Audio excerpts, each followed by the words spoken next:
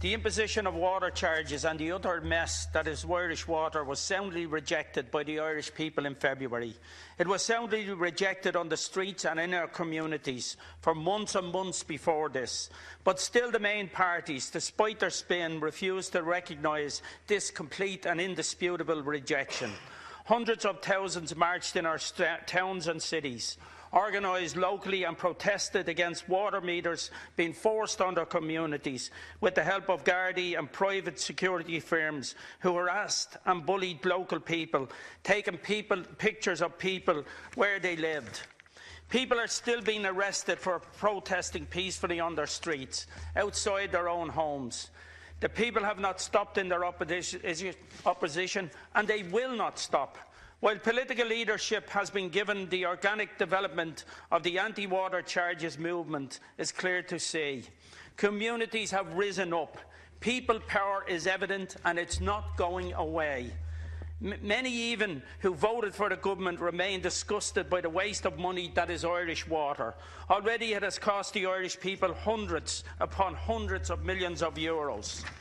All the while, much of the waiver infrastructure of the state rots in the ground, leaking, well before they reach the homes of the people who have had their meters installed.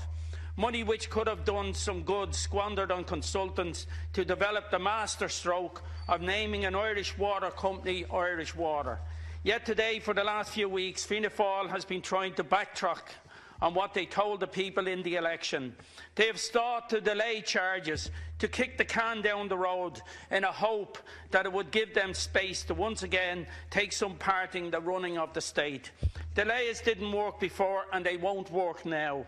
The people didn't buy the reduced charge, they didn't buy the delay in metering, they didn't even buy the ridiculous water conservation grant, and they won't buy this rubbish either. If Fianna Fáil wanted to keep their promise to the people, they would support a vote on water charges today. If Fine Gael had any respect for the will of the people, they would facilitate that vote.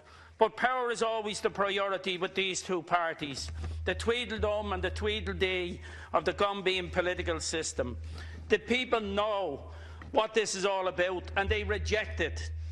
They will not be satisfied because they understand the true nature of what Irish water represents, the thin edge of the wedge of privatisation.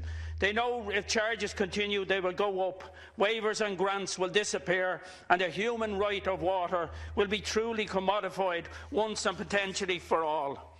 We see this happening in Detroit, where people in poverty, due to the impossibly high water charges, many of them are now facing eviction.